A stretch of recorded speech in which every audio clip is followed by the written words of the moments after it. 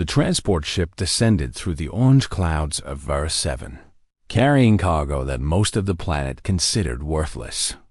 Major Lian Chun sat alone in the passenger hold, reading reports about the Galactic Military Academy. She was a small woman with short black hair and calm dark eyes. Her uniform was simple and worn from years of use. She did not look impressive. She knew this. She did not care. The Academy had stood on Verith 7 for 3,000 years. It had trained officers for the Concordat, the great alliance of spacefaring species that controlled most of the known galaxy. Its graduates commanded fleets. Its instructors wrote the books that other military schools studied. Its methods were considered perfect. Major Chun had been invited to give guest lectures for 1 semester. She was the first human ever allowed inside its walls. Humanity had only discovered faster-than-light travel 60 years ago. To the ancient species of the Concordat, humans were children. Clever children, perhaps, but children nonetheless. The ship landed with a soft bump. Chum gathered her single bag and walked down the ramp into the warm air of Verith 7. A welcoming committee waited for her on the landing pad. Commandant Varric stood at the front. He was Dramuri, a species that looked like tall lizards walking on 2 legs. His scales were dark green, almost black, and his yellow eyes watched Chun with cold intelligence. The Dramuri were famous for their logic. They felt emotions, but they considered emotions to be errors in thinking. Varric had commanded the Academy for 200 years. He had never lost a debate. He had never been surprised. Behind him stood several instructors and a group of senior cadets. Chun studied them quickly. There were Karathi, massive beings with 4 arms and skin that looked like living crystal. There were Velith, thin and pale, their minds connected to each other through natural telepathy. And there were more Dramuri, standing perfectly still, watching her with the patience of stones. They all looked at her the same way, polite, curious, and underneath it all, disappointed. Chun understood. She had seen this look many times since humanity joined a Concordat. The other species expected humans to be special somehow. They had heard stories about human endurance, human creativity, human stubbornness. But when they actually met humans, they saw only small, soft creatures with no natural weapons, no telepathy, no crystal armor, no great logical minds. What could such creatures possibly teach anyone? Commandant Varric stepped forward and made a formal gesture of greeting, crossing his arms over his chest. Major Chun, the Academy welcomes you. I trust your journey was acceptable. It was fine. Thank you. Chun returned the gesture. Her pronunciation of the Concordat common language was not perfect, but it was clear enough. We have prepared quarters for you in the instructor wing. Tomorrow, you may observe classes. We thought you might wish to understand our methods before beginning your lectures. That sounds reasonable. Varric's eyes narrowed slightly. He had expected her to argue, perhaps, or to make demands. Her calm acceptance confused him. He was not used to being confused. Is there anything you require immediately? Chun thought for a moment. Yes. Where is your combat pit? The question created a small ripple of surprise among the cadets. The combat pit was where students proved themselves in direct physical confrontation. It was considered a sacred place, not something a guest would ask about in their first minute on the planet. The combat pit is in the eastern wing, Varric said slowly. May I ask why you wish to know? Professional curiosity. Chun smiled. It was a small smile, not threatening, not challenging. Just a smile. I have read your combat doctrine. I am interested to see it in practice. You will have many opportunities to observe during your stay. Good. They walked through the academy together, and Chun paid attention to everything. The buildings were old and beautiful, made from stone that seemed to glow faintly in the orange sunlight. The corridors were wide and clean. Everything was organized with perfect precision. Students walked in orderly lines. Instructors spoke in calm, measured voices. There was no running. There was no shouting. There was no chaos of any kind. It was, Chun thought, exactly what she had expected. And exactly the problem. Her quarters were comfortable and plain. A bed, a desk, a window looking out over the training grounds. She unpacked her few belongings and stood at the window for a long time, watching cadets practice combat drills. Below, the Karathi moved like dancers, their forearms creating complex patterns of attack and defense. Every movement flowed into the next. Every strike was precisely calculated. They were beautiful to watch. They were also, Chun knew, completely predictable. A knock came at her door. She opened it to find a young Velith standing in the corridor. He was tall and thin, with large dark eyes and skin so pale it was almost transparent. Unlike the adult Velith, who maintained constant telepathic connection with their hive minds, this one seemed slightly isolated. A student, still learning to fully integrate. "Major Chun," he said. His voice was soft and musical. "I am Cadet Cerise. I have been assigned as your guide during your stay." "Thank you, Cadet Cerise. Please come in." He entered hesitantly, looking around the small room as if expecting it to contain secrets. "May I ask you a question, Major?" "Of course. Why are you here?" Chun sat on the edge of her bed and looked at him thoughtfully. "What do you mean?" "Humans have been part of the Concordat for only 60 years. Your military is small. Your technology is borrowed from other species. You have fought no major wars in space. What could you possibly teach us?" It was rude. Cerise knew it was rude. But the Velith valued honesty above politeness, and he genuinely wanted to understand. Chun was not offended. She had asked herself the same question many times. "What is the purpose of this academy?" she asked. "To train officers who can win wars." "And what wins wars?" Cerise blinked. "Superior strategy, better technology, proper application of force according to mathematical models." "Is that all? What else is there?" Chun smiled again. This time, the smile was different. There was something behind it that Cerise could not read, something that made him suddenly uncertain. "That," she said, "is what I am here to teach." She stood and walked back to the window. Below, the Karathi continued their perfect drills. Their movements never varied. Their timing never changed. They were machines made of flesh and crystal, following programs written 3,000 years ago. "Tomorrow," Chun said, "I would like you to take me to the combat pit. I want to see your best students fight." "They are very skilled," Cerise said. "The most skilled in the Concordat. I am sure they are. No human could match them." Chun turned from the window.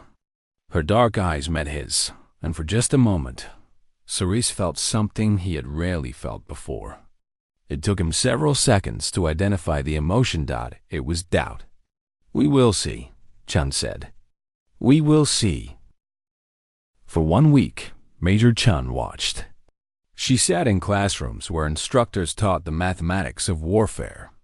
She stood at the edges of training fields where cadets practiced their combat forms. She ate in the dining hall, listening to conversations about strategy and tactics and the proper application of force. She said very little. She wrote many notes. The cadets found her presence strange. She was always there, always watching with those calm, dark eyes. Some thought she was judging them. Others thought she was simply lost, a primitive human trying to understand concepts too advanced for her species. A few wondered if she was sleeping with her eyes open. Cadet Cerise stayed close to her, as ordered. He answered her questions, which were many and often surprising. She did not ask about weapons or tactics. She asked about feelings. What did the Karathi feel during combat? What did the Velith sense through their mental links? What did the Dramuri do when their calculations proved wrong? The answers were always the same. The Karathi suppressed their feelings to achieve perfect form. The Voloth merged their individual thoughts into collective purpose. The Dramuri recalculated and adjusted. Emotion was noise. Instinct was error. Control was everything. On the third day, Chun attended a demonstration in the combat pit.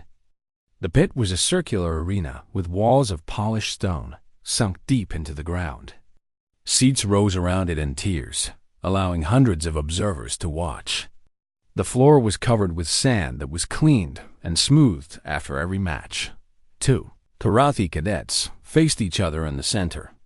They wore light armor over their crystal skin, and each carried a training staff. At the instructor's signal, they began to fight. It was beautiful. Their forearms moved in complex patterns, each movement flowing into the next like water. They spun and struck and blocked with perfect timing. Neither wasted a single motion. Neither showed any emotion on their angular faces. The fight lasted exactly 4 minutes. One Karathi scored 3 touches to his opponent's 2 and was declared the winner. They bowed to each other and left the pit. The sand was smoothed. The next pair entered. Chun watched 6 matches that day. Each one was the same. Perfect form, perfect control, perfect predictability. Afterward, she asked Commandant Varix if she could access the Academy's archives. "What do you wish to study?" he asked. "Your defeats." The request was unusual. Most visitors wanted to study the Academy's victories, its successful graduates, its famous battles won. No one asked to study failure. But Varix was curious despite himself. He granted her access. Chun spent 3 days in the archives. She read about the Second Vorthan Uprising, where Concordat forces had been ambushed by enemies who refused to fight in formations. She studied the collapse of Hurath Station, where a defending force had been overwhelmed because they could not adapt to changing conditions fast enough. She reviewed the Sethis campaign, where an inferior enemy had won through sheer determination and willingness to accept losses. In each case, the pattern was the same. The Concordat's perfect doctrine had failed when faced with enemies who did not follow the rules. Chaos had defeated order. The unpredictable had conquered the certain. On the 4th day, Chun requested a meeting with Commandant Varix and the senior instructors. They gathered in a conference room overlooking the training grounds.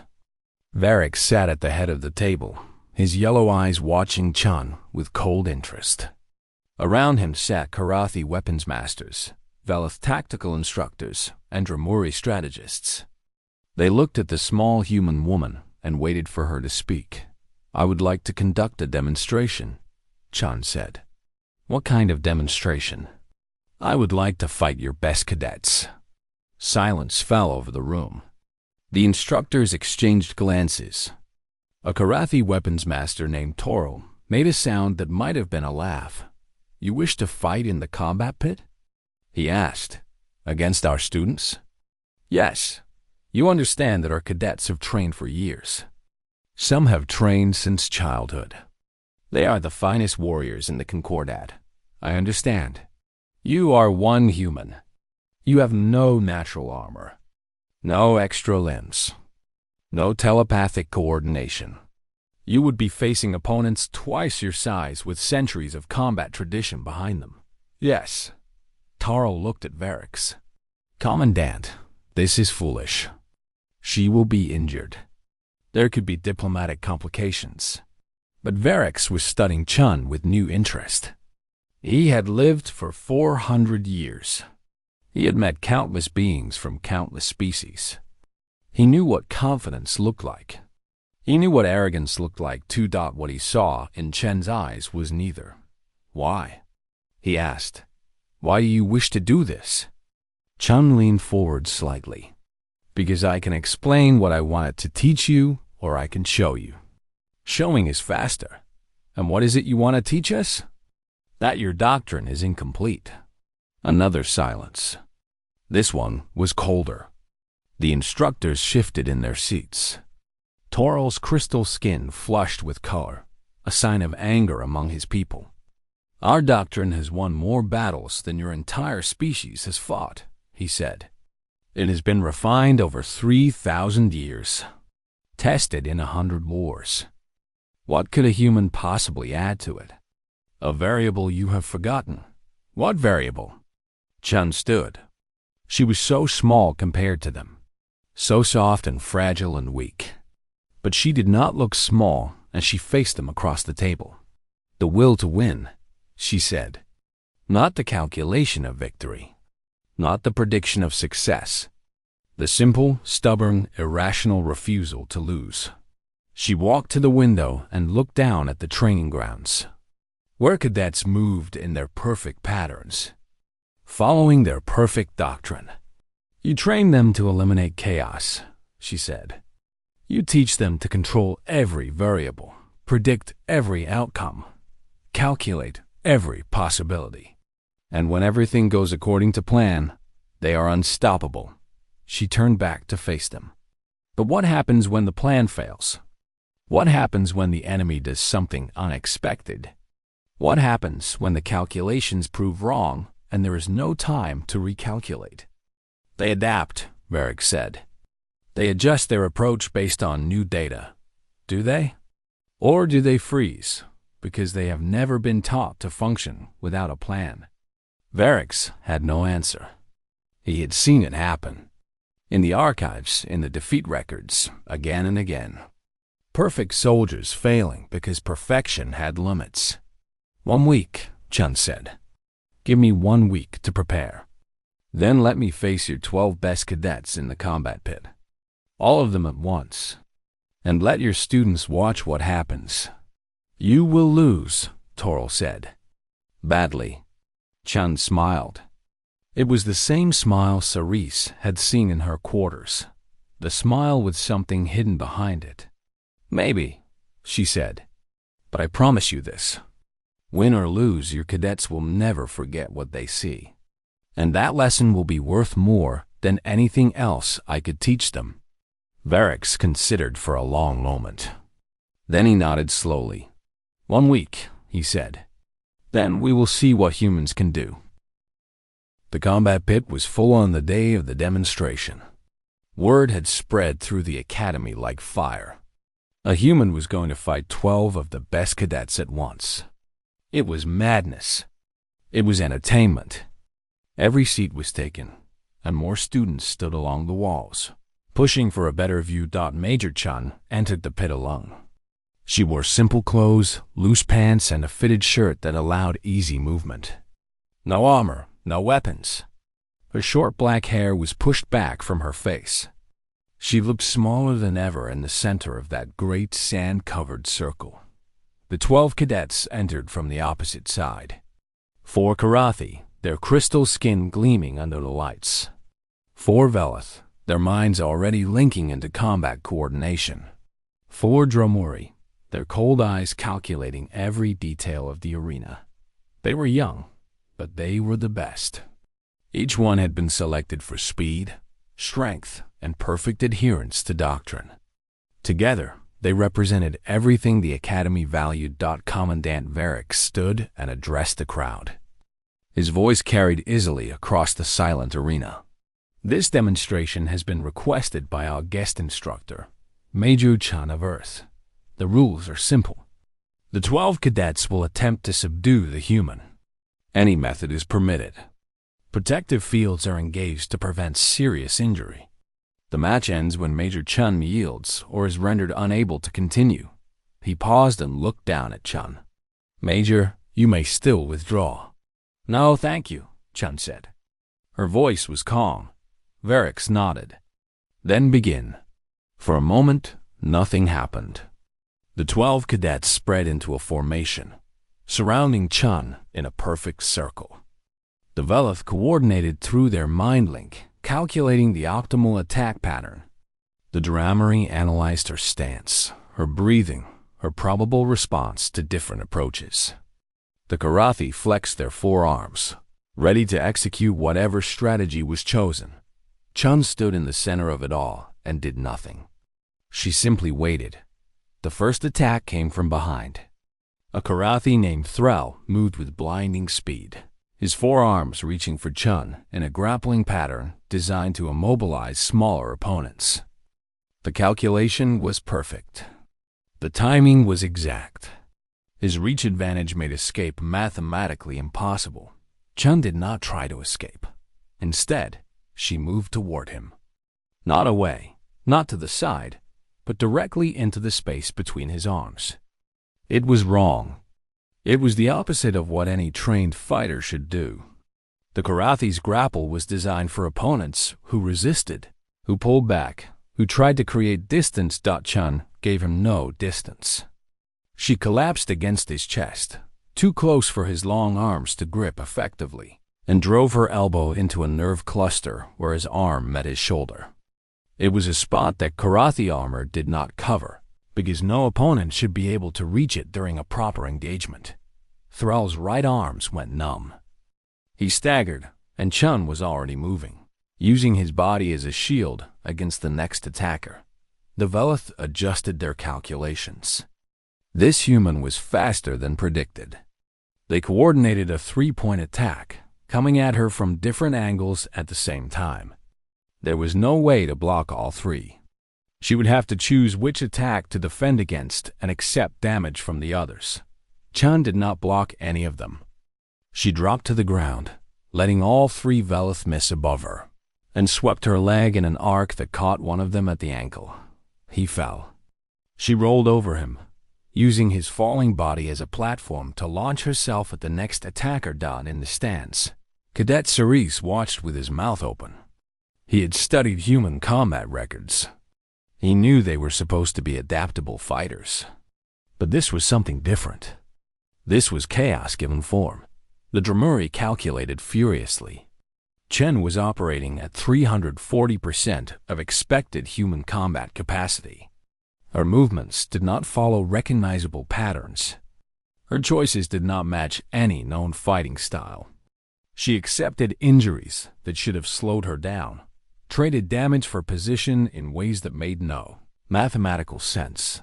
What they did not understand was adrenaline. Humans had evolved as persistence hunters.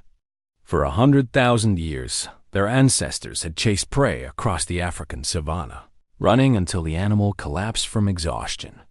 Their bodies had developed systems to push past normal limits, to convert fear and pain and desperation into fuel. When a human was in danger, their body flooded with chemicals that increased strength, speed, and pain tolerance. Their thinking became sharper. Their reactions became faster. They stopped being normal and became something more. Chun was not fighting at 340% capacity. She was fighting at full human capacity. The difference was that the Academy had never seen what that looked like. A Karathi grabbed her arm. She did not pull away. She stepped into him, accepted the pain as his grip tightened, and used his own strength to throw herself over his shoulder and onto his back. Her free hand found the same nerve cluster she had struck before. He dropped. 3 minutes had passed. 4 cadets were down. The remaining 8 regrouped. They had adapted their calculations, adjusted their tactics. They came at her together, a coordinated wave of crystal and scale and pale skin. Chun met them with something they had never faced before. She screamed. It was a battle cry, raw and primal, from a time when humans had no weapons but rocks and fire. The sound cut through the arena like a knife. Several cadets actually hesitated, shocked by the sudden eruption of pure emotion. That hesitation cost them. Chun moved through them like water through stones. She did not try to defeat them with technique. She defeated them with will. When a Dromuri calculated her most likely move, she chose the least likely one. When the Velith predicted her target, she attacked someone else. When a Karathi prepared a perfect counter, she did something that had no counter because no one had ever been stupid enough to try it. She took hits. A Velith fist caught her in the ribs. A Dromuri tail whipped across her back. A Karathi elbow opened a cut above her eye. Blood ran down her face.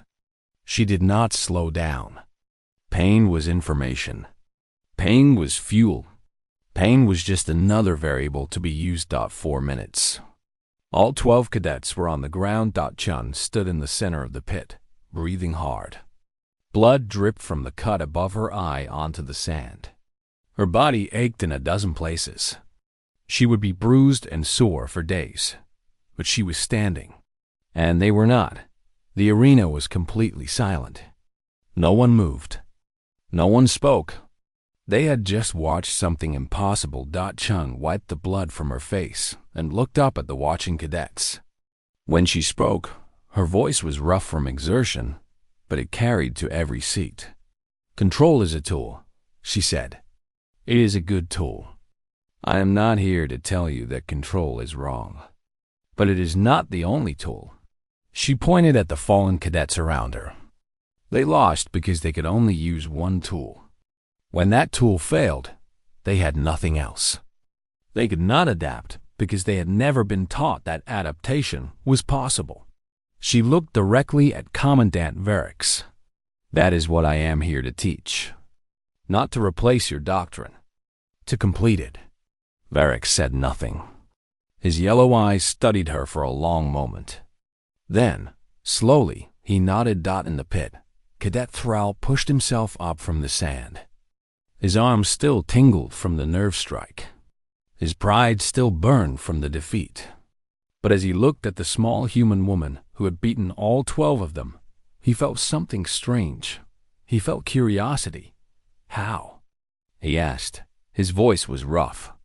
"How did you do that?" Chun turned to look at him. The blood had reached her chin now, dripping onto her shirt. She smiled through it. "That," she said, "is what I will teach you, if you are willing to learn." Thrall looked at his fellow cadets, at the watching crowd, at the small human who had just done the impossible. "I am willing," he said. One by one, the other fallen cadets echoed him. And in the stands, Cadet Cerise found himself nodding along with them. The lesson had begun. The days after the demonstration were strange ones at the academy. Cadets who had spent years learning to suppress their emotions now whispered about what they had seen. A human, small and soft and alone, had defeated 12 of their best fighters. Not through superior strength or better technique. Through something else. Something they did not have a word for. Major Chun began her real teaching the next morning. Her classroom was small, meant for no more than 30 students. On the first day, over 100 tried to attend. They stood in the hallways, pressed against windows, desperate to understand what she knew. Chun taught them about fear. "Your doctrine tells you that fear is the enemy," she said. "That it clouds judgment and weakens resolve. This is partly true. Uncontrolled fear will destroy you. But controlled fear is one of the most powerful forces in the universe." She told them about human history, about soldiers who had faced certain death and found strength they did not know they had, about fighters who had been afraid, deeply afraid, and had used that fear to push beyond their limits, about the way fear could sharpen the senses, speed reactions, focus the mind on what truly mattered. "Fear is your body telling you that something important is happening," Chun said. "It is a message, not a malfunction. Learn to read that message, and fear becomes a weapon." Cadet Thrall sat in the front row, his forearms folded across his broad chest. The nerve damage from Chun's strike had healed, but he still felt the ghost of it when he moved. He had never been beaten like that. He had never been beaten at all. "How do we control fear without suppressing it?" he asked. "Our training teaches us to eliminate emotional responses, to replace them with calculated action. And that works," Chun admitted, "until the calculations fail." "What do you do then?" Thrall had no answer. He had never needed one before. Chun told them about anger. Not the cold tactical evaluation of threats, but real anger, hot and alive and dangerous. She explained how human soldiers throughout history had used anger to push through pain, to ignore injuries that should have stopped them, to keep fighting when every logical assessment said they should surrender. Anger is fire, she said. It can burn you, or it can burn your enemies. The difference is in how you hold it. The Veloth struggled with this concept the most. Their hive minds were designed for harmony, for the smooth coordination of multiple thoughts into single purpose. Individual emotions disrupted that harmony. They had been taught since birth that personal feelings were static in the signal, noise to be filtered out. But Ceres, who had served as Chun's guide, began to understand something. When he fought alone, disconnected from the hive mind, he felt things he had never felt before. Fear, excitement, anger. They were overwhelming at first, like music played too loud. But when he learned to listen to them instead of rejecting them, they told him things his calculations could not. Chun taught them about what humans called fighting spirit. It was a concept that did not translate well into the common language. The closest approximation was something like the will to continue regardless of circumstances. It is not about winning, Chun explained. It is about refusing to lose. There is a difference. A soldier who fights to win will stop when victory becomes impossible. A soldier who refuses to lose will keep fighting until they cannot move. She told them stories from human wars, about defenders who held positions against impossible odds, not because they expected to survive, but because holding was the right thing to do.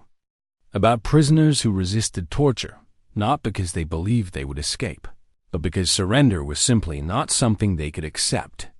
About wounded soldiers who kept fighting with injuries that should have killed them, because something inside them would not stop. The Dromori instructors objected. They met with Commandant Varix repeatedly, demanding that Chun's lectures be stopped. She is teaching irrationality, Instructor Viral argued. His scales were dark with frustration. She is telling our cadets to ignore logic, to make decisions based on emotion. This is the opposite of everything we teach. And yet, Varix said slowly, she defeated 12 of our best cadets in 4 minutes. Through tricks, through surprise. Our cadets were not prepared for her methods. No, they were not. Varix's yellow eyes were thoughtful. That is the point, Instructor. Our methods prepare our cadets for known threats. But what about unknown threats? What about enemies who do not fight the way we expect? He pulled up records on his display. Battle reports. Defeat analyzes. The same files Chun had studied in the archives. I have reviewed our failures, he said. In almost every case, the pattern is the same. Our forces followed doctrine perfectly. The enemy did not, and we lost. Varel's scales flushed darker. So we should abandon 3,000 years of proven methods? Replace them with human savagery? No, we should expand them. The debate continued for days. But Chun kept teaching, and her students kept learning in the combat pit. Thrall practiced the exercises Chun had taught him. He let himself feel fear, really feel it, for the first time since childhood. It was terrible. It was wonderful. His heart raced. His muscles tensed. His mind sharpened to a point. And when he fought, he was faster than he had ever been. The Veloth cadets began experimenting with temporary separation from their hive minds. It was frightening to be alone in their own heads, isolated from the comforting presence of their fellows. But in that isolation, they discovered something. Individual creativity, original thought, the ability to surprise even themselves. Even the Dromori began to change, though they would never admit it. They learned to calculate not just the optimal path, but multiple paths. They learned to hold several strategies in their minds at once, ready to shift between them instantly. They learned that adaptation was not the opposite of planning, but the highest form of it. One evening, Thrall came to Chun's quarters. She invited him in, and they sat across from each other in the small room. "You speak of fear and anger as if they are uniquely human," Thrall said. "But we have these things too. We feel fear before battle. We feel anger when we are struck. Why do we not fight as you do?" Chun considered the question carefully. It was the most important question anyone had asked her. "Because someone taught you that these feelings were weaknesses," she said finally. "And you believed them." Thrall was silent for a long moment. His crystal skin shifted colors as he processed this. 3,000 years, he said softly. 3,000 years of doctrine, of tradition, of certainty. And you are saying it was all incomplete? Not incomplete, just unfinished. Chun leaned forward. Your doctrine is good. It works. But it was designed for a universe where everything follows rules. The real universe is not like that. The real universe is chaos. And chaos requires something more than control. What does it require? Chun smiled. The courage to let go. Thrall did not understand. Not completely. But he was beginning to. And that was enough. Outside the window, the sun of Varus 7 was setting, painting the sky in shades of orange and red. In the training grounds below, cadets practiced their combat forms as they had for 3,000 years. But now, some of them were screaming battle cries as they fought. Some of them were laughing. Some of them were afraid and angry and alive in ways they had never been before. The academy was changing, slowly, carefully, but definitely, and Commandant Varix watched from his office and wondered what this change would mean for the Concordat when the next great war came. He would not have to wonder for long. The hollow came without warning on a night when both moons of Varus 7 were dark. No one knew where they came from. No one knew what they wanted. They simply appeared in the sky, thousands of ships that did not match any design in Concordat records, and they began to descend on the academy. The first wave hit the outer defenses at midnight. Alarms screamed through the corridors as cadets scrambled from their beds. Instructors shouted orders. Commandant Varix rushed to the command center, his cold Dramori calm cracking for the first time in centuries. The hollow were nightmares given form. They were roughly humanoid, but wrong, their bodies twisted and angular, their movements jerky and unpredictable. They did not communicate. They did not negotiate. They simply attacked, wave after wave, dying by the hundreds, but always pressing forward. And they did not follow any known combat doctrine. The Academy's defenses had been designed for orderly battle. Energy shields and precision weapons and calculated firing solutions. Against a normal enemy, they would have been unstoppable. Against the hollow, they were barely enough to slow the advance. The first defensive line fell in 20 minutes. The second line held for an hour before being overwhelmed. The hollow pushed into the academy itself, flowing through corridors like water, attacking from every direction at once. Cadets trained in perfect doctrine froze. Their minds tried to calculate optimal responses, but there were no optimal responses. The hollow moved wrong. They attacked wrong. They died wrong, often killing even as they fell. Every rule the cadets had ever learned was useless, but 12 cadets did not freeze. They had been in the combat pit when the attack began, practicing the exercises Chun had taught them. When the alarm sounded, they did not wait for orders. They did not calculate the proper response. They grabbed weapons and ran toward the fighting. Thrall led them. His crystal skin was pale with fear, but he did not suppress it. He let the fear flow through him, sharpening his senses, speeding his reactions. His forearms moved not in practice patterns, but in pure instinct, striking where the enemy was weakest, blocking where the danger was greatest. The Velith fought as individuals for the first time in their lives. Saris had disconnected from the hive mind, and the isolation that had once terrified him now freed him. He could not predict what his fellow Velith would do, but neither could the enemy. He was unpredictable. He was dangerous. He was alive. The Dromori cadets had stopped calculating.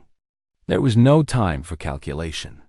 They trusted their bodies, let their training guide them without conscious thought, and found that they were faster than they had ever been.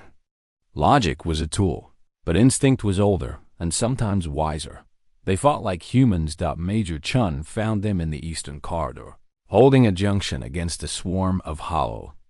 She had armed herself with a weapon taken from a fallen defender, and she moved through the chaos like she had been born in it.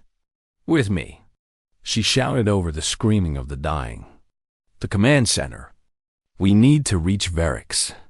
They fought their way through the academy, corridor by corridor, room by room. Chun led them, showing them how to use fear as fuel, how to let anger drive them forward, how to refuse to lose even when victory seemed impossible. The hollow kept coming. They seemed endless. For every one that fell, 2 more appeared. The cadets took injuries. Ceris was slashed across the arm. A Dromori named Viral took a blow to the head that should have killed him but somehow did not. Threll's crystal skin cracked in 3 places. They kept fighting. Chun was everywhere, small and fast and utterly without fear. She had been afraid many times in her life. She had learned long ago that fear was just another feeling, just another tool. Tonight she was too busy to be afraid. Tonight she was only purposed they reached the command center to find it under siege. Commandant Verix and a handful of instructors had barricaded themselves inside, but the hollow were breaking through. The great doors buckled inward with each impact. "We need to evacuate," Verix said when Chun forced her way through a side entrance. "The academy is lost. We must save what we can." "No." Chun's voice was flat, certain. "We hold. Against this? It is mathematically impossible. The odds of survival are... I don't care about the odds." Chun grabbed Verix by the front of his uniform and pulled him close. Her human eyes met his Dromori eyes, and in that moment, he saw something he had never seen before. He saw the will to survive. Not the calculation of survival, not the probability of survival, but the pure, stubborn, absolute refusal to die. "You taught your cadets to fight with their minds," Chun said. "Tonight they fight with their hearts. And hearts do not calculate odds." She released him and turned to the 12 cadets who had followed her. They were wounded. They were exhausted. They were terrified. They were ready. "The doors will not hold much longer," Chun said. "When they fall, the hollow will pour through. We need to stop them long enough for reinforcements to arrive." "How long?" Threll asked. "I don't know. However long it takes." Threll nodded. He looked at his fellow cadets, Karathi and Velith and Dromori, species that had spent thousands of years learning to suppress everything that made them individuals. "However long it takes," he repeated. The doors fell. The hollow poured through like a black tide. They screamed in voices that were not quite voices, sounds that scraped against the mind. They moved in patterns that were not quite patterns, wrong and horrible and endless. 12 cadets and 1 human met them. Threll threw himself into the mass of enemies without calculation or fear.